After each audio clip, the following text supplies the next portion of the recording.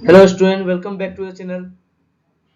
तो अभी हम लोग क्लास 12 अकाउंटेंसी में बेसिक कॉन्सेप्ट में जो चैप्टर कर रहे थे उसका आज हम लोग करेंगे पास्ट एडजस्टमेंट। मतलब गलतियां जो हम लोग का हुई है उसको सुधारना, मतलब adjustment after the closing of account. तो इस वीडियो को आगे बढ़ाते हैं।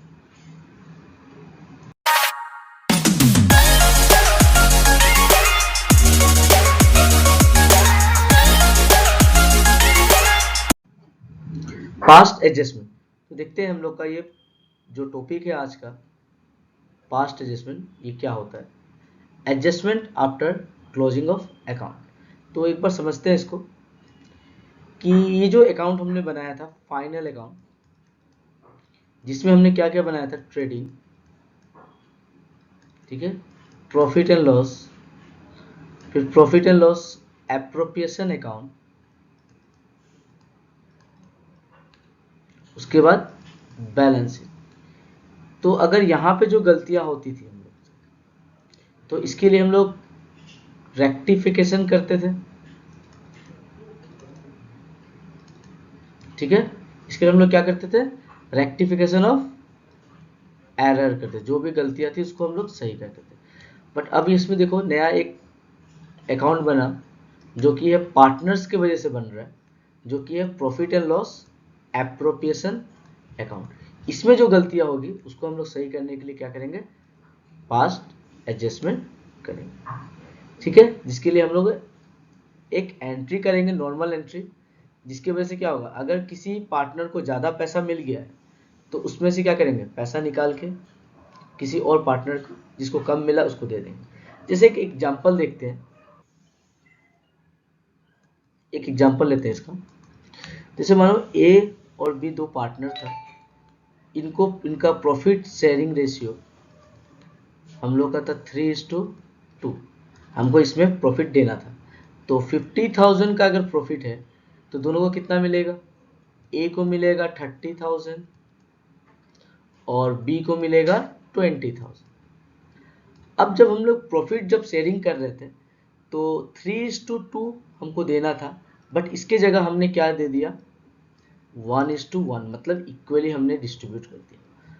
तो 50,000 का 1:1 कितना हो जाएगा, देखो ए को मिलेगा 25,000 और बी को मिलेगा 25,000। 50,000 को अगर इक्वली डिस्ट्रीब्यूट करेंगे, जो कि हम लोग का क्या था, ये हम लोग का है नेट प्रॉफिट, जो भी प्रॉफिट था उसको डिस्ट्रीब्यूट करना था। तो अब देखो इसमें क्या हो रहा है, ए को मिलना चाहिए था 30,000, बी को मिलना चाहिए था 20,000, उसकी जगह ए को मिल गया 25,000 और बी को मिल गया 25,000। तो किसको कम मिला, किसको ज़्यादा मिला, ए को कम मिल गया ना, कितना कम मिला, 5,000, और बी को क्या हो गया, ज़्यादा मिल गया 5,000। तो दोनों का कैपिटल है, तो कैपिटल अकाउंट अगर हमको घटाना है तो अब बी को क्या करना पड़ेगा, कम करना पड़ेगा। बी को क्या होगा, देखो तो ज्यादा मिल गया, बी को कम करना पड़ेगा। कैपिटल अकाउंट क्या होगा, अगर हम लोग का रूल्स क्या बोलता है, कैपिटल अकाउंट, ठीक है, अगर इंक्रीज होता है तो हमको क्या करना पड़ता है, क्रेडिट करना पड़ता है। अगर डिक्रीज होता है तो क्या करना पड़ता है, डेबिट करना पड़ता है।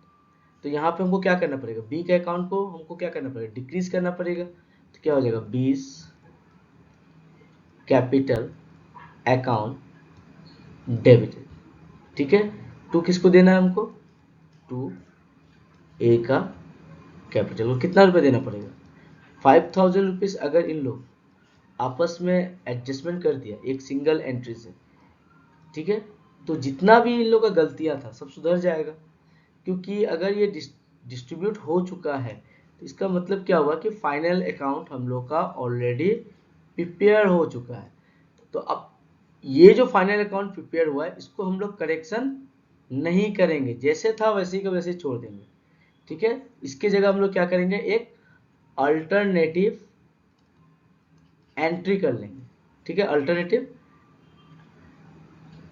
एंट्री कर लेंगे, होगा जो कि हो जाएगा बी टू ए। मतलब बी को अगर ए को इतना रुपए दे देगा तो जो भी अकाउंट में गड़बड़ी है वो सही हो जाएगा, यही होता है पास्ट एडजस्टमेंट। तो देखते हैं हम लोग इसका डेफिनेशन क्या लिखा है।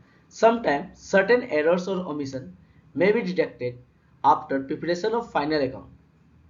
मतलब जब हम लोग फाइनल अकाउंट जब बना लेते हैं उस समय कुछ एरर और कुछ ओमिशन मिलता है। एरर मतलब हमसे कुछ गलतियां हो गई, ओमिशन मतलब हमने कुछ लिखना छोड़ दिया, मतलब लिखते समय कोई गलती हो गई तो एरर बोलेंगे, और ओमिशन मतलब पूरा का पूरा हमने उसको छोड़ दिया, लिखने ही भूल गए। ठीक है, कब? फाइनल अकाउंट प्रिपरेशन होने के बाद हमको पता चलता है ये बात। In such case instead of making alternation in the closed account and adjustment entry, एक क्या करना पड़ेगा आपको? एडजस्टमेंट एंट्री, मतलब जो भी अकाउंट बंद हो चुका है उसको बिना कुछ छेड़छाड़ किए या कुछ भी चेंजिंग किए हुए हमको एक अल्टरनेटिव एंट्री, एडजस्टमेंट एंट्री करना पड़ेगा of such error and omission, जो भी गलतियां उसके लिए। कब करना पड़ेगा? At the beginning of the next year. तो अब ये जो गलतियां थी ये कब की थी? हम लोग का 31 मार्च जो कि फाइनेंसिंग ईयर का क्लोजिंग होता है इसमें थी। तो इसका नेक्स्ट डे क्या हो जाएगा? 1 अप्रैल। इसके बाद आप इसको नेक्स्ट ईयर में इसको करोगे गलतियां को सही। ठीक है, तो गलतियां क्या क्या हो सकती है? Different types of errors, different types of errors omission are. ठीक है, omission in interest on capital, interest on capital आपने देना भूल गए। Omission in interest on drawing, interest on capital wrongly allowed, आपने गलती की, क्या गलती की? आपने कैपिटल, इंटरेस्ट ऑन कैपिटल गलती आपने दे दिया। Error in rate of distribution of profit among the partner, जो अभी देखो हम लोग एग्जांपल जो देखे हैं इसमें, यहाँ ए और बी को जो था ये क्या था देखो तो, errors in the ratio of distribution of profit among the partner, मतलब डिस्ट्रीब्यूशन में गलतियां होती।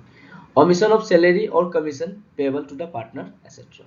तो ये जो है हम लोग का क्या है? पास्ट एडजस्टमेंट, जिसमें हम लोग को गलतियां को, जो भी लास्ट ईयर में हमने गलतियां की थी उसको ठीक करना है, या डिस्ट्रीब्यूशन ऑफ प्रॉफिट कुछ भी हम लोग नहीं दिए उसको ठीक करना है। ठीक है, तो आगे देखते हैं क्वेश्चन। तो पास्ट एडजस्टमेंट का एक क्वेश्चन देखते हैं हम लोग। क्वेश्चन है, question number 1, X Y Z are equal partners, मतलब इन लोगों का कैपिटल कितना है? Profit sharing ratio 1:1:1। Their capital on 1 July 2024 were 50,000, 30,000 और 25,000 respectively. After the final account has been prepared, it was discovered that interest on capital and salary to X and Z for rupees 2,250 each was not provided. Give the necessary adjustment journal entry. इन लोग का interest on capital और salary x और Y को हमने देना भूल गए। अब प्रॉफिट जो भी हो, प्रॉफिट तो आपका डिस्ट्रीब्यूट हो चुका है। ठीक है, मानो अगर प्रॉफिट हम लोग का हो जाए, नेट प्रॉफिट इस क्वेश्चन में अगर दे दिया जाए, नेट प्रॉफिट 1 लाख रुपीस, तो ये प्रॉफिट ऑलरेडी इन लोगों को डिस्ट्रीब्यूट हो चुका है। ठीक है, अब पूरा 1 लाख रुपीस तो हम मांगेंगे नहीं, तो इसका एडजस्टमेंट एंट्री कैसे किया जाता है देखते हैं। तो सबसे पहले देखो, ये हम लोग को एक फॉर्मेट बनाना पड़ेगा सॉल्यूशन में, टेबल शोइंग द एडजस्टमेंट। सबसे पहला चीज देखो, हमने इंटरेस्ट ऑन कैपिटल किसी भी पार्टनर को नहीं दिया 10% पर एनम के हिसाब से, तो सबसे पहले इंटरेस्ट ऑन कैपिटल दिया जाए। Interest on capital account, x का इंटरेस्ट कितना होगा? 50,000 का 10%, मतलब हम लोग का हो गया 5,000। 30,000 का 10% तो होगा 3,000, और 25,000 का 10% जो कि हो जाएगा 2,500। मतलब टोटल हम लोग का ये जो है ये हमने नहीं दिया, तो पार्टनर्स के कैपिटल अकाउंट में हमको क्या करना पड़ेगा? क्रेडिट करना पड़ेगा, क्योंकि हमें पता है कैपिटल अगर हम लोग का इंक्रीज हो तो क्रेडिट करो, कैपिटल अगर डिक्रीज हो तो डेबिट करो। जर्नल एंट्री सबको पता है। आगे देखते, देखो यहाँ पे पार्टनर्स का कैपिटल बढ़ रहा है क्योंकि इंटरेस्ट ऑन कैपिटल दिया जा रहा है, तो उस पार्टनर्स का कैपिटल में क्रेडिट किया जा रहा है। तो कितना हुआ? 50,000, 30,000 भी क्रेडिट हो गया, और 25,000 भी क्या हो गया, क्रेडिट हो गया। तो अब ये पैसा कौन देगा, फार्म देगा। तो फार्म कितना रुपये देगा टोटल, 5,000, 8,000 और यहाँ 10,000, टोटल देगा 10,500। तो फार्म का अकाउंट हो जाएगा डेबिट। ठीक है, फार्म से निकल के इन लोगों के पास जाएगा। और क्या चीज़ देना था, पहले जो चीज़ देना है उसको दे दो। सैलरी देना था एक्स और जेड को, तो हम लोग क्या देंगे, सैलरी। अकाउंट क्या हो जाएगा, ये भी क्रेडिट होगा पार्टनर्स का। एक्स को तो नहीं देंगे, क्या नाम लिखा है, वाई एंड जेड। तो वाई को कितना देंगे, 2,250, ये भी हमने क्रेडिट कर दिया। और जेड को भी देंगे 2,250, ये भी हमने इसका अकाउंट में क्रेडिट कर दिया। तो दोनों मिला के कितना हुआ हम लोग का, 4,000। दोनों मिला के हमारे पास हुआ 4,500। तो अब ये भी फार्म देगा, इसलिए फार्म का अकाउंट क्या हो जाएगा, डेबिट हो जाएगा। फार्म से निकल के जा रहा है, तो फार्म से निकल के जाने से क्या हो जाएगा, हम लोग का अकाउंट डेबिट हो जाएगा। अब देखो, फार्म को टोटल पैसा देना पड़ेगा कितना रुपया, फार्म जो है इसको टोटल देना पड़ेगा 14,000 और एक 15,000, 15,000 रुपया फार्म को देना पड़ेगा। ठीक है, जिसमें से जेड को देना पड़ेगा इसको 4,750, 4,750 रुपीज़ इतना देना है। वाई को कितना देना है, 5,250, ये भी हमको देना है। और एक्स को देना है ओनली 5,000 क्रेडिट, ये सब देना है। अब फार्म ये जो पैसा है ये अब लाएगा कहाँ से, बात तो यहाँ आ रहा है, फार्म तो अपना घर से लेके नहीं आएगा। ये जो 15,000 रुपीज़ है, फार्म कहाँ से लेके आएगा, फार्म तो जो पार्टनर्स को, मानो नेट प्रॉफिट जो हम लोग एग्जाम्पल में पकड़े थे 1 लाख रुपीज़, ये जो डिस्ट्रीब्यूट किया है उसी से मांगेगा। किस रेशियो में मांगेगा, इक्वली मांगेगा, क्योंकि इसने इक्वली ही डिस्ट्रीब्यूट किया था। तो अब क्या होगा, देखो हम लोग का 15,000 फार्म को कौन देगा, क्रेडिट होगा, फार्म में आएगा।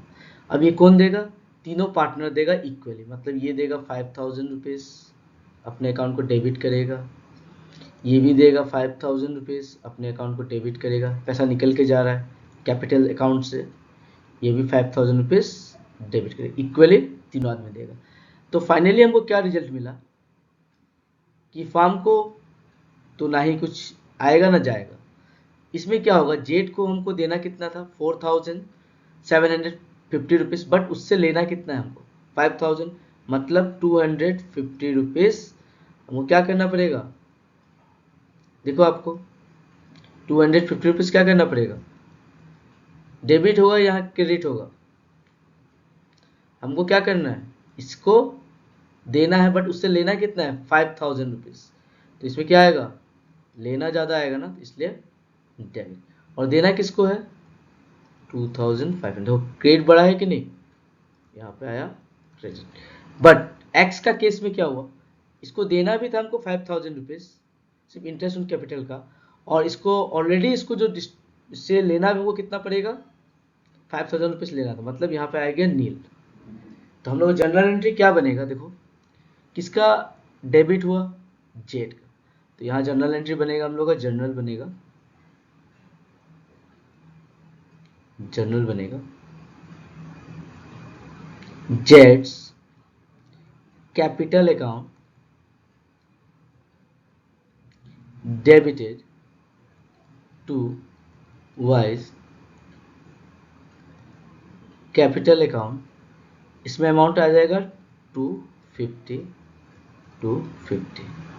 ठीक है, और इसमें आप लोग नरेशन लिखना, तो नरेशन क्या लिखेंगे हम लोग, being the adjustment entry,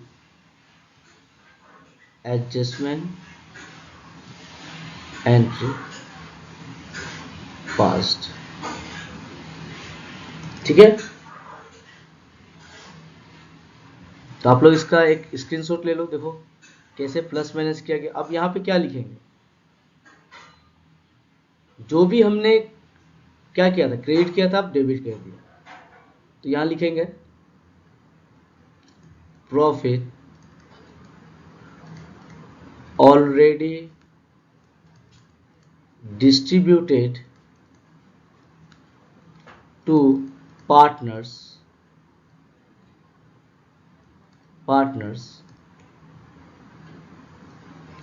now debited। ये हुआ, ठीक है। तो ऐसे आप इसको सॉल्यूशन कर सकते हैं। तो देखते हैं आगे। Question number 2, thank you for watching the videos, kindly like and subscribe for upcoming videos, thank you।